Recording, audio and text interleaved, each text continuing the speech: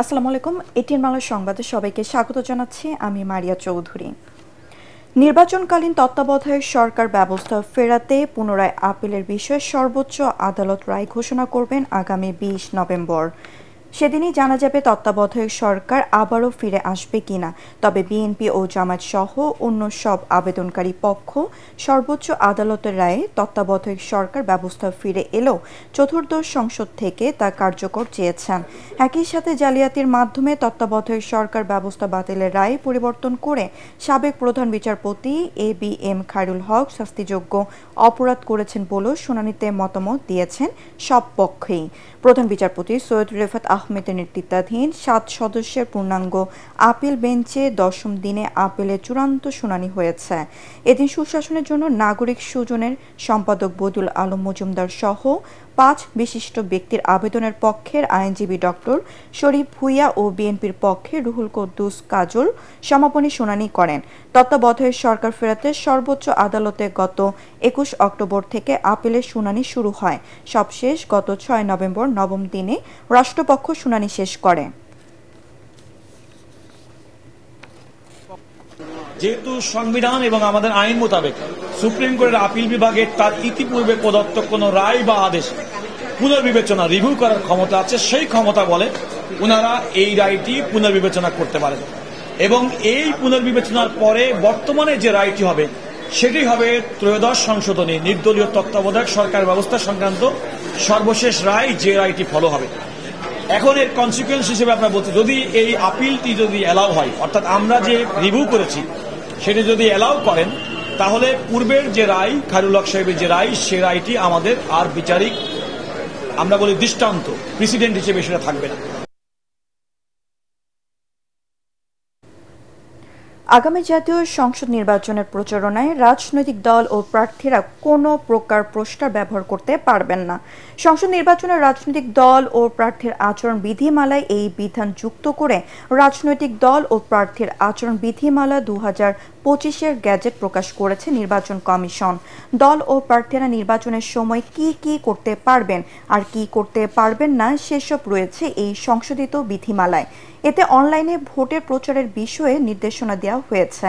আচরণবিধি লঙ্ঘনে সর্বোচ্চ ৬ মাসের কারাদণ্ড ও ১.৫ লাখ টাকা জরিমানা এবং দলের জন্য ১.৫ লাখ টাকা অর্থদণ্ডের বিধান রাখা হয়েছে।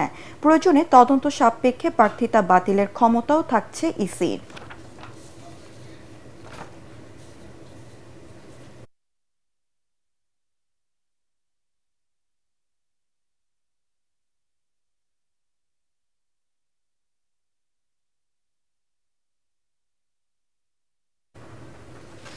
জুলাই জাতীয় সনদ বাস্তবায়নে সাংবিধানিক আদেশ জারি।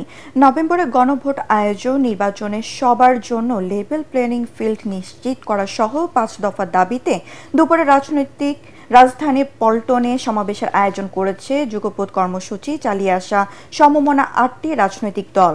দলগুলো হলো জামায়াত ইসলামী, ইসলামী আন্দোলন বাংলাদেশ, বাংলাদেশ খেলাফত মজলিস, নিজামে ইসলাম পার্টি, বাংলাদেশ খেলাফত আন্দোলন, বাংলাদেশ ডেভেলপমেন্ট পার্টি ও জাতীয় গণতান্ত্রিক পার্টি। সমাবেশে বক্তব্য রাখবেন জামায়াত ইসলামের আমির ডাক্তার শফিকুর রহমান, ইসলামী আন্দোলন বাংলাদেশের আমির মুফতি সৈয়দ মোহাম্মদ রেজাউল করিম পীর সাহেব চরমনাই, বাংলাদেশ খেলাফত মজলিসের আমির মাওলানা মামুনুল হক সহ অন্যান্য নেতৃবৃন্দ।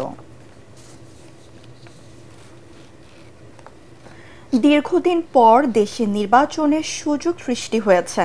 জনগণের সেবা নিশ্চিতে ধানের শীষে ভোট দিয়ে বিএনপিকে বিজয় করার আহ্বান জানিয়েছেন দলের মহাসচিব মির্জা ফখরুল ইসলাম আলমগীর। সোমবার রাতে ঠাকুরগাঁও প্রেস ক্লাবের প্রাঙ্গণে জেলা সাংবাদিকদের সঙ্গে এক মতবিনিময় সভায় তিনি এসব কথা বলেন। মির্জা ফখরুল বলেন, রাষ্ট্র ক্ষমতায় গেলে সাংবাদিক সমাজের ন্যায্য দাবি ও সমস্যাগুলোর সমাধানে অগ্রাধিকার ভিত্তিতে পদক্ষেপ নেবে বিএনপি। দেশে সাংবাদিকরা নানা সমস্যায় ভুগছেন, কিন্তু বর্তমান পরিস্থিতিতে সেগুলো পূরণ করা সম্ভব নয়।